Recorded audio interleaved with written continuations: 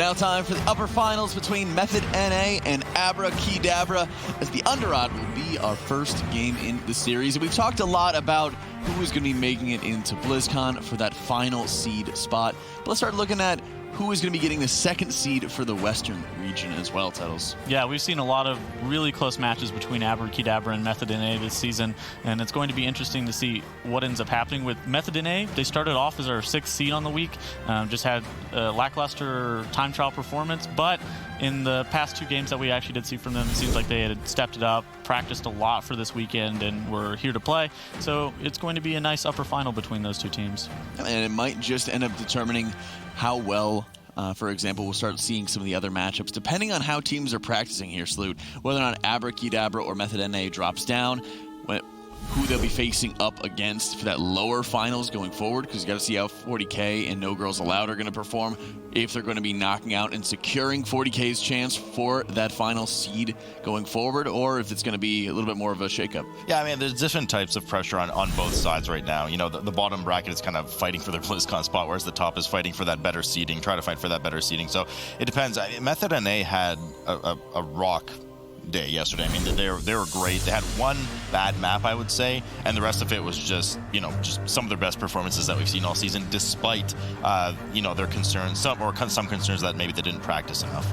Without a doubt, and 75% in favor of the Magic Men, with Abrakeydabra having the huge amount of votes going in for them. Let's see how they do and how their opponents do in the Underodd. Abrakeydabra, Method NA, the first time we've seen them face each other in the upper final in any of the 2 seasons at all this year. So right off the bat, aggressive pull here for Abra, grabbing everything together at the top on top of the Matron with a Bloodlust on top of it. Method taking it a bit slower and going down to the Mask with a Mask Stealth and then doing their big pull there, but no Bloodlust from them, Nagur. Yeah, so they actually pulled the Patrol and on top of the Mask here, which is pretty dangerous because you have multiple Blood Priests here and the Matron on top of the Mask, and you have to interrupt all of those casts from the double Blood Priest, constantly casting those healing abilities, and the huge AoEs coming out of the Mask, plus the Matron just buffing all of the mobs around them with a haste buff, with this war cry that you see just now going off. So well done by Method NA to be able to do this without the Bloodlust usage, while Abrakeydabra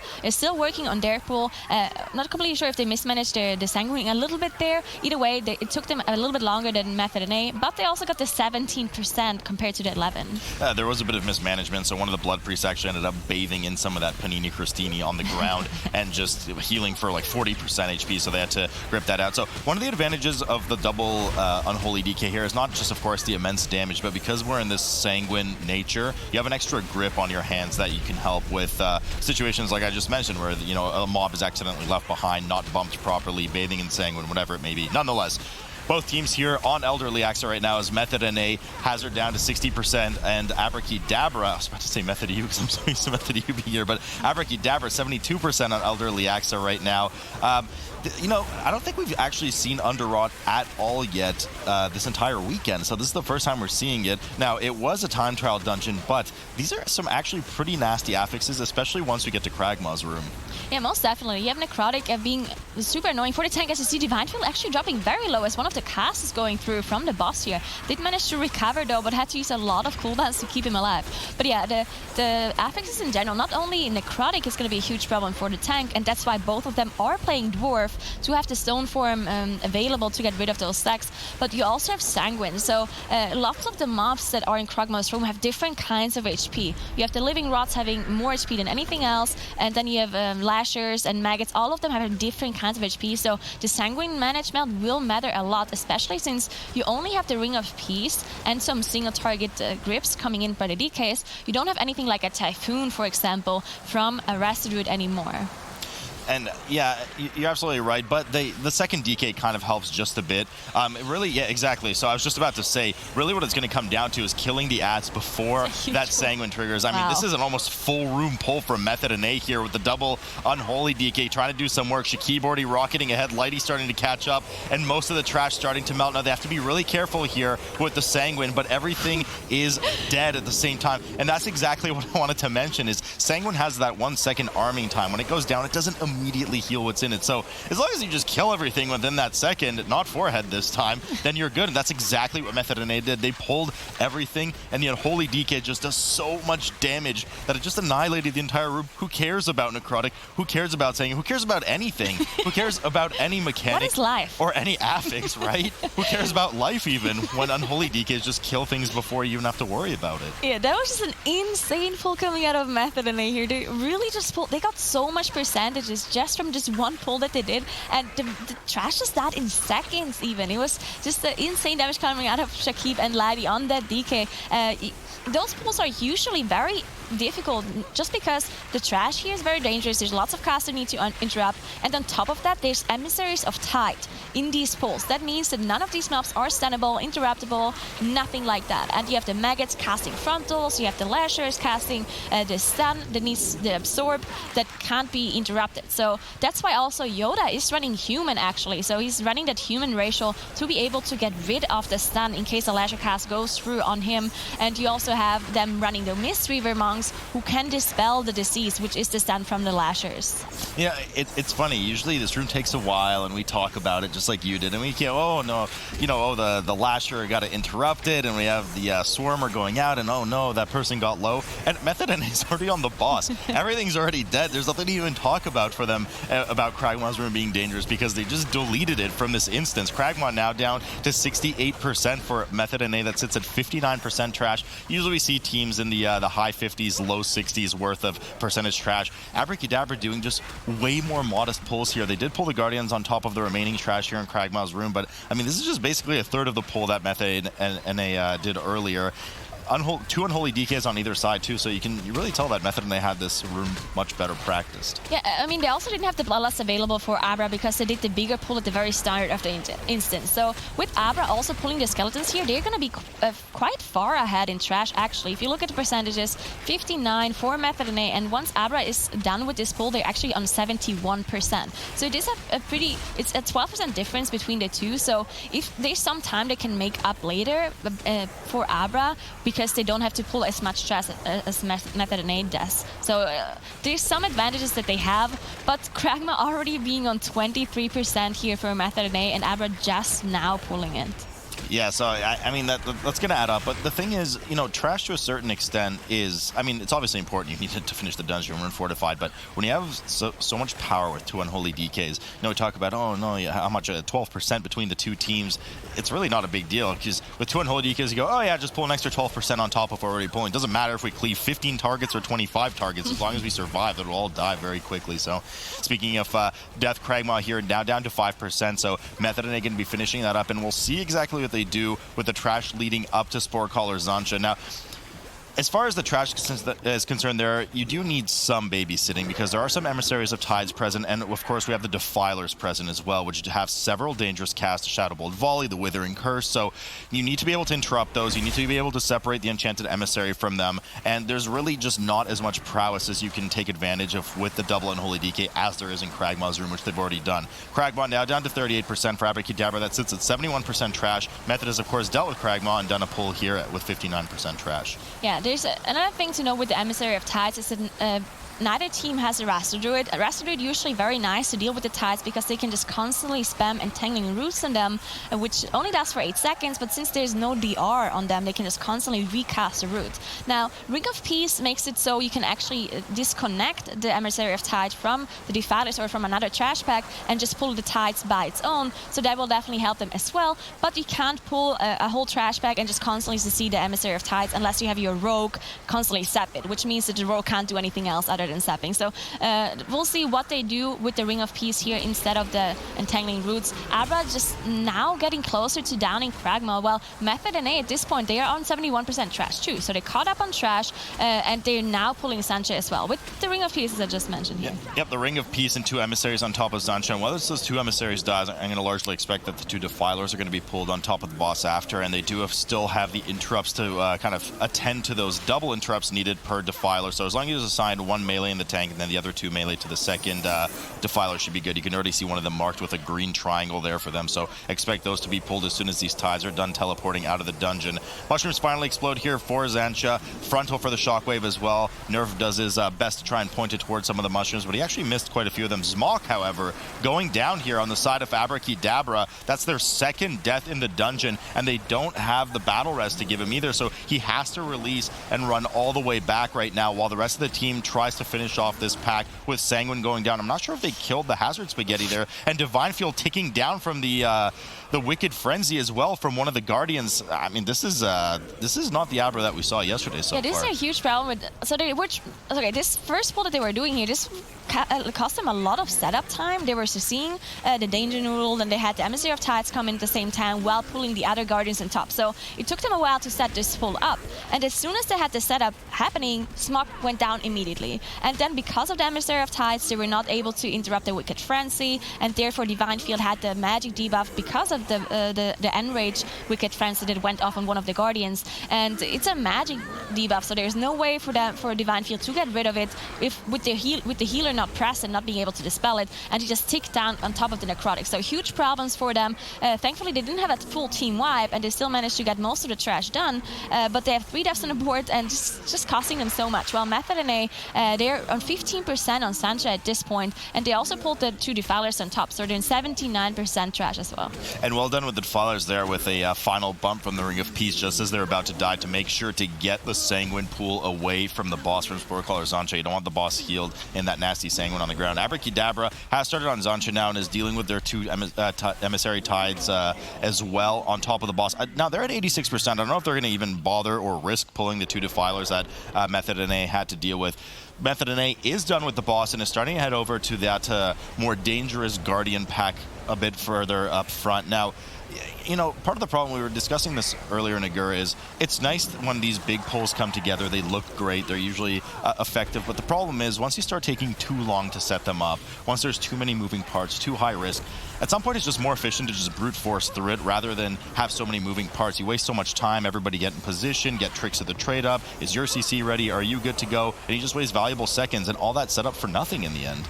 Yeah, this is something we constantly saw when we had Infected, for example, as the 4th affix with those Goonies. When you had the Infected mobs and people were running around trying to set up those huge pulls while seeing the Infected mobs and getting the rest of them together. And it looked flashy and it looked really cool how they had all of these set up CCs and pulling the rest together. But in the end, they were just slower than some other teams who were brute forcing it, unfortunately, because of the fact that it took so long. Now, Method NA having a little bit of trouble with Sanguine here, as they actually pulled a Corruptor on top of all of those Guardians and the Defiler as well. So pretty huge pull coming in from Method NA.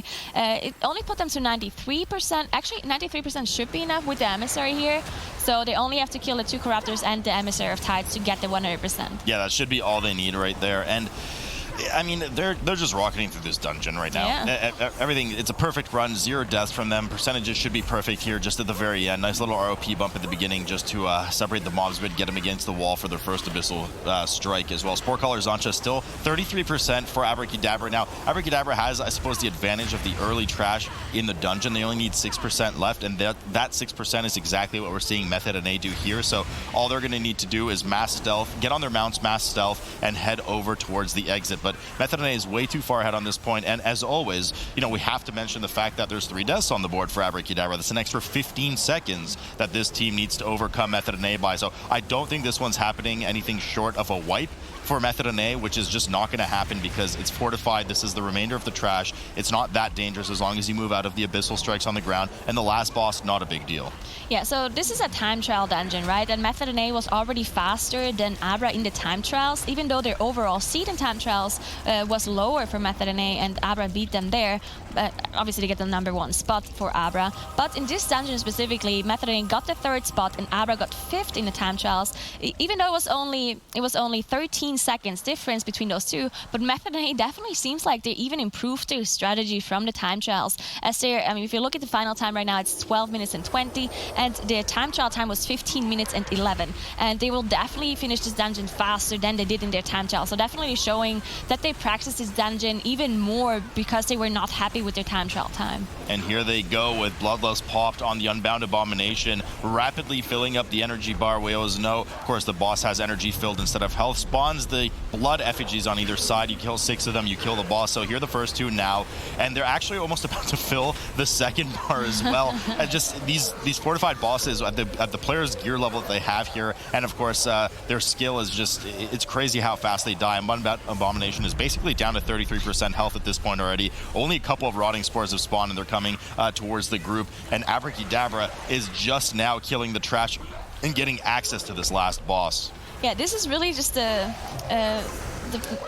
positivity of having the DKs, right, with the Bloodlust. Now, DKs, if they don't have their huge cooldowns, then they're not going to do as much of a burst DPS as they do this time around. But if you save your army with the Bloodlust for these bosses like Unbound Abomination, you see just how fast they finish off this boss. The energy bar is almost full again, and then they're going to get the 2 last Blood Visages. They already spawned before the last ones were even dead, so just insane speed and insane amount of single target damage coming out of Method and A here. And when they finish off the dungeon, it's going to be just short of 14 minutes, so insane time as well. This would be the #1 time for time trials too. I mean, Don't worry. I don't even know what to say. No, I was looking around, and usually we kind of think of like, oh yeah, that was a really good run, but for this. But there's just nothing to say. That was just a flawless run. That was crazy in Kragmaw's room, record timing, and they just crushed it. Yeah, and that's kind of what we've been seeing thus far this weekend out of Method NA in particular, is they have really stepped up, and in many cases it kind of just invalidates their time trials when every single dungeon, okay, they had one bad one yesterday or something like that, but every other dungeon they're just absolutely crushing here. Yeah, in this whole entire week, just being able to use this double Unholy Death Knight to sheer success is also very nice. I know we've had some issues with, like, maybe they're not that great in Underrot, maybe Underrot's like their worst dungeon. However, with the double Unholy DK, it really seems like they're able to bring it home with just how big you end up pulling, because you just keep adding mobs until the pack is no longer dangerous. You see it from Abrakeydabra on their opening pull of the dungeon. That was an enormous pull that most of the time for most groups is just like not doable, just because of the sheer size, like all of those matrons charging around, all of the enrages that go out on the mobs. But then both of the teams are really neck and neck through the first boss, with Abrakeydabra having a little bit more trash count due to the sheer size of their first pull. But then Method NA comes through with this insane crag room that they do in, like Sloot said, record time. They just drop both of their death and decays, and you see the DK spike to the top, and then the damage is insane. It's also very nice to see the Mistweaver Monk gameplay from JB here. Mistweaver Monk is super strong in Underrot just because of stuff like that, because you're pulling packs of extraordinary size. Just the way the crane healing that goes out in the whole entire group is very nice, and it tops your whole entire group insanely quickly. And then Method NA is able to just take the match off of those really good proactive plays by them. Yeah, especially with both Mistweaver Monks running that Sunrise technique. So whenever they're spreading around, Rising Sun Kick is leaving that debuff, causing them to take more physical damage. So they'll be casting, they'll have Focus Thunder, so they'll be having multiple back-to-back Rising Sun Kicks to be able to put out before they're having the Spinning Crane. So they're having lots and lots of extra damage going out as a result. But let's talk a little bit more about that routing in particular there. Yeah, so Abrakeydabra actually had some issues towards the middle of the dungeon with Zamak going down, and part of it is because they ended up pulling, like, so for those of you who don't know, there's like these feral blood swarmers that will end up flying around. They ended up pulling one, and whenever it casts its Thirst of Blood on a target, it will end up like fixating onto them and then doing a massive amount of shadow and physical damage to them. It fixates on Zamak, and he ends up going down. Then Divine Field ends up getting this Wicked Assault caused by the Wicked Frenzy, which is actually spell reflectable. You can spell reflect the application of that magic debuff back onto the mob, which will pretty much instantly kill that Death Speaker. However, he doesn't get the spell reflect off, and after he leaps out of melee, he just ends up going down. And this pull, which was going to be very good for Abrakeydabra, falls apart very quickly because of that. So Zamak right there, He gets fixated. He's trying to heal himself whenever in reality he should be just like trying to like ring a piece of mob off of him, maybe calling for a DK to get it to grip him off of it. They don't have any battle reses available, as you can see on the side of the screen, and that's where the pack starts to get very dangerous. Now Divine is getting pretty high on necrotic stacks, and you see that magic debuff coming through. It's right next to his necrotic stacks. He leaps out of the pack, but it's too little too late. Once you have that debuff, you need to either get it dispelled off, or you have to have already spell reflected it back onto the Death Speaker. But the pack it's like a two-front issue. I think they may have been able to salvage it even with Zamok's death, but him dying right there is pretty much the end of it. I think part of the issue with Abra, and I'm starting to notice a trend here, and I think you'll agree with me because we were just commenting, Abra seems to get they're being a little too fancy sometimes. They're going a little too overboard. Think of Tol Dagor, right? They had that huge multi-access pull 2 weeks ago, and then Divine Field kept dying, and they put too many moving parts, and I think they're starting to suffer sometimes for just trying to overdo it. Grab a swarm from here, you got a spell reflect at the exact same right time. All these moving parts need to come together, and sometimes they don't. I mean, it's just risky, and I'm not sure if it's worth it, whereas Method NA didn't have anything overly fancy. They just brute forced the dungeon down. Yeah, and it goes to show just how these different strategies are coming into effect, what all needs to be organized in order for them to do it. And when you're seeing everybody preemptively popping Iceman Fortitude or AMS, all their other defensives, as they grab everything in, it's like all of the precautions are being taken to make sure that those pulls are going so smoothly, and Method NA showing those results. So we'll have to see as round 2 is going to be coming up on the other side of the break for Freehold, and see if Abra is going to be able to bounce back. Abra is down 1 against Method NA as round 2 starts up now in Freehold. Freehold, I mean, I'm going to be shocked if we don't see some double DK play in here again in this dungeon. And I think we're on teaming Freehold. That's one of the most trash-rich combos you can really get in all of the BFA dungeons. But, Nagura, this is a huge map for Abrakeydabra. They almost kind of need to win this, but then well, of course they need to win this to stay in the tournament, but after this I'm kind of worried for them because Siege of Borealis is next, and Method NA Siege of Borealis, last time we saw it, was flawless. Yeah, and we also saw Method NA already do Freehold against 40k yesterday, and they had a really fast run. They had a 16-minute run, so insane time here in Freehold as well, and this double DK is just really working out for Method NA, to be honest. I mean, whenever they are running this comp, it seems like they're just doing those crazy brute force strategies, and it's working out for them. It's really their style of playing, and it works. Well, Abra is actually only playing 1 DK in Freehold. They switched back to the Windwalker on Swagfist here,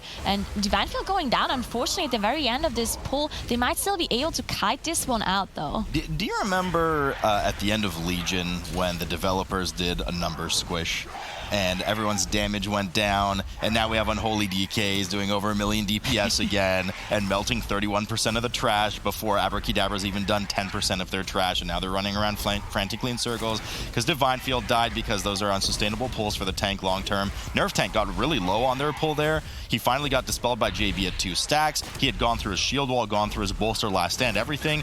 But fortunately for him, everything was dead by the end of those 10-15 seconds. Not the case here for Abrakeydabra. Their tank's already gone down once. They're struggling to finish off the rest of this pull. Battle Res is gone. Method NA, 31% trash done. Sky Captain Craig about to transition to the second phase at 75%. And I mean, this is looking great already.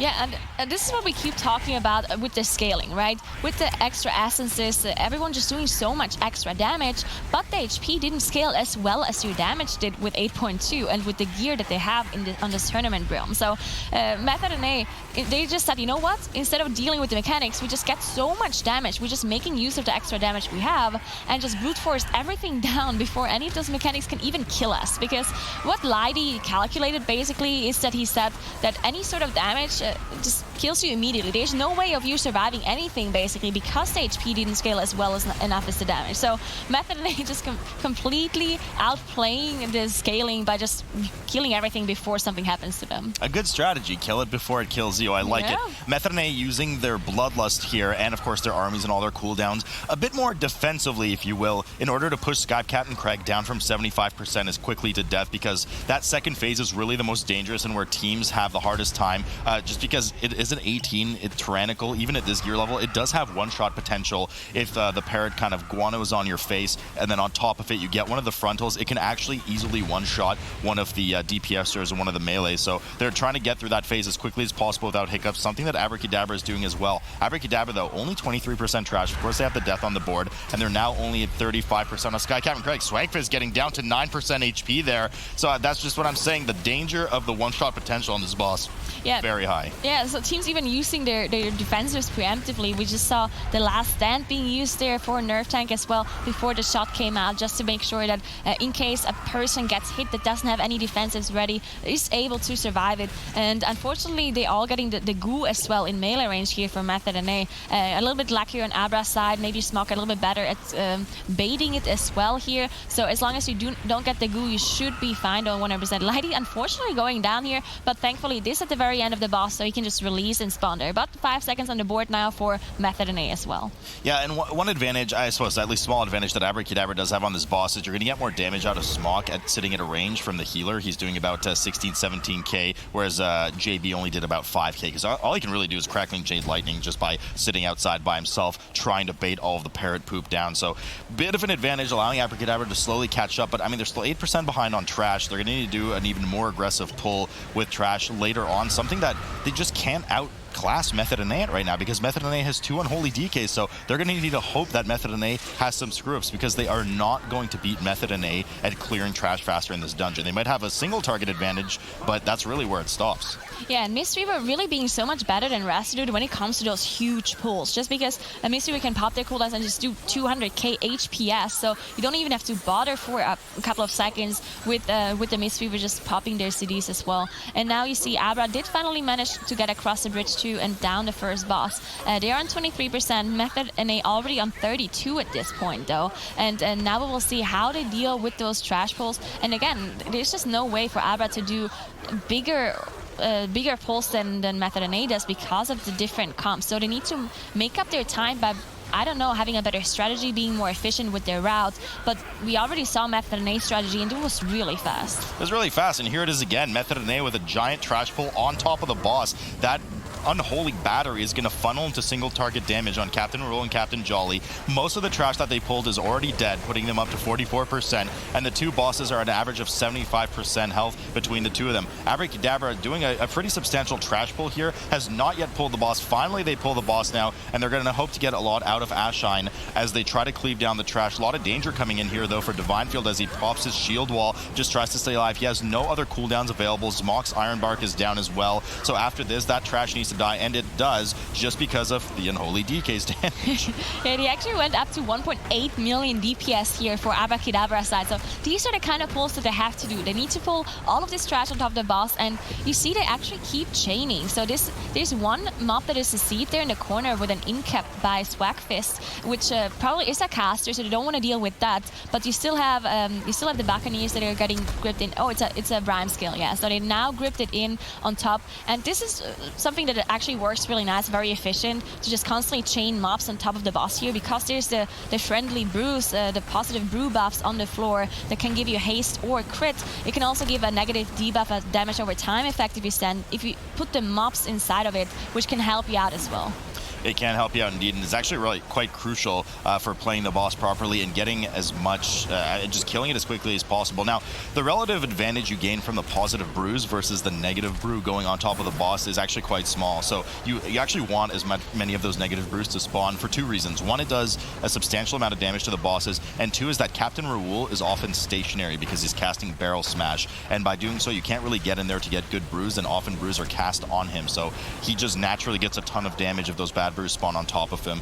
Abrakeydabra now down to almost 10% between the two bosses as Method and Ace finish that up. They're tied for trash percentage now, so huge pulls here for Abrakeydabra, and it was really key for them to keep chaining the trash on top of the bosses. But Method and Ace still ahead as they're mass stealthing over to the Ring of Booty and getting ready to deal with a lot of trash. Yeah, the one thing to note is that Abra had the chance to watch Method and A's freehold strategy yesterday, and this is the first game they played today, Abra. So they had a lot of time basically to look at Method and A's strategy and look how they can beat their time, because that's the second game they're playing in their upper bracket, and it's really important for them to stay in the upper bracket. Whichever team wins this game has so much more time to prepare for the grand final, because whoever loses goes down to a lower bracket, needs to play another game there, and then straight from the losers final into the grand final, meaning that there's a lot less time to practice for this first place. And that's really what matters between those two teams. Whoever gets the higher seed will secure the second BlizzCon spot basically and get the higher seeding. So very important to stay in the upper bracket for both of those teams. Now Abra did engage Ludwig just now, while Method and A is already down to approximately 30%. Yeah, and Ludwig von Schnitzel just absolutely melted here for Method too, because we saw it yesterday in their dungeon. They funneled, once again, all of that unholy damage straight into Ludwig. So by the time most of the trash was dead, he was already at 60-70%, which is huge. They're doing the same thing here over on the side of Abrakeydabra, but only having one unholy is just, well, it's not as strong as two in situations like this, as Ludwig reaches 50%, dead already for Method and A, as they wait for Trothak to spawn, and they're looking at what other trash they can pick up while they wait.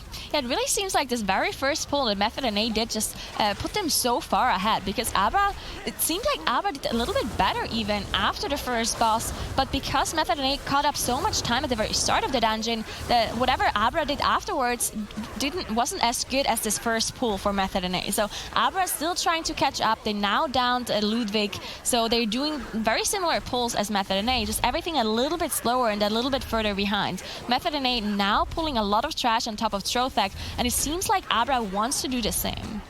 Yeah, and I mean, they want to do the same, but the thing is, outside of the second boss, they just don't have that same power to do it. You get some kind of diminishing return, let's say, for having 2 DKs in these mass AoE situations versus 1, but you still kind of edge out way more damage with the double unholy over the single. So it's still a huge advantage for them there. Trothak down to 75% now for Method and A.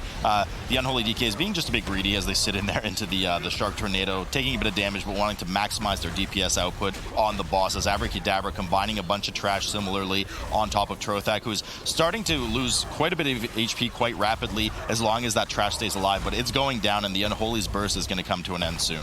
Yeah, we see the Mistweavers both kiting. Actually, it's one Mistweaver and one Rastadruid here on Abra's side. They're kiting the Sharks, trying to do as much damage as possible on the boss while kiting. It's difficult because you don't really want to have the Shark in melee, because the closest target to the Shark is going to have aggro, and you don't want any of the melee having to run out and kite it into one of those pools just because of the damage loss. The DK is actually not that bad to have aggro from the Sharks, because they can AMS off the damage, so in case something like that happens, there's still that defensive that they can use. But unfortunately, Mistweaver is not as good as doing damage. When they're away, they can't do any damage actually, they need to be in melee range, while Rastadruids at least can throw some dots and cast some solar rafts, so a little bit more damage coming out of Smog here compared to the Mistweaver. Yeah, and that's one advantage we mentioned at the beginning of the dungeon that they had on Sky Captain Craig as well, and something that's manifesting itself here for Trothak.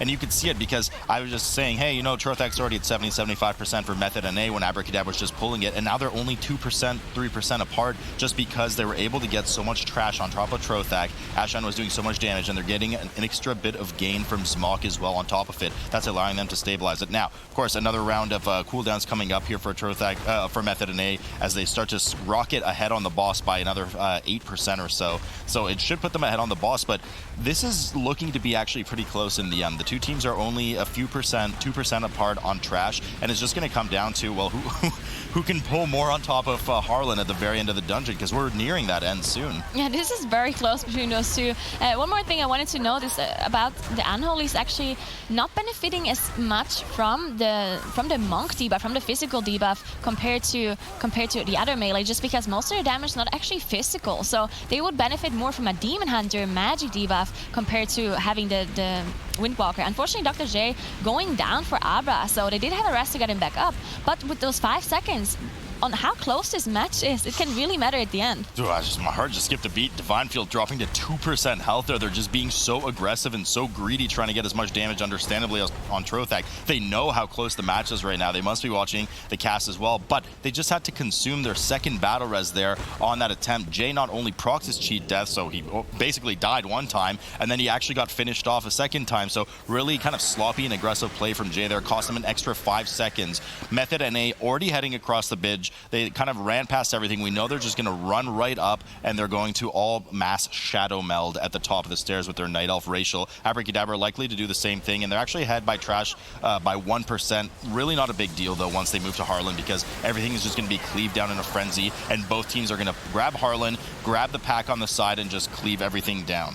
Yeah, so we've seen things go wrong with these skips, and you saw all of those volcanoes spawn from Method NA as they were using their Shadow Melt. So that was very lucky that none of those volcanoes actually spawned underneath them, because in the Shadow Melt you can't move, else you break the Shadow Melt, of course. But no one going down for both of the teams, so well done both of them to be able to get this skip done. And now we see the Bloodlust being popped and this Trash Pack being pulled on top of Harlan Suite. This is very dangerous for the tanks, just because there's so much tank damage happening, especially with the Enforcers just constantly throwing you around, and it will matter the most to make sure that you use the artillery properly, the bombardment, to use that friendly damage in your favor as well. But they are already using the artillery before it even came down in the form of Unholy DKs. Basically killed all of the trash before the artillery even spawned, at least on the side of Method NA, because they have two of them, just kind of eking out at around 350k DPS each, whereas Ashine sitting just at 240, of course, is starting to fall off now as all of the targets have been killed. And as a result, Harlan Suite has gone even further ahead for Method NA when both teams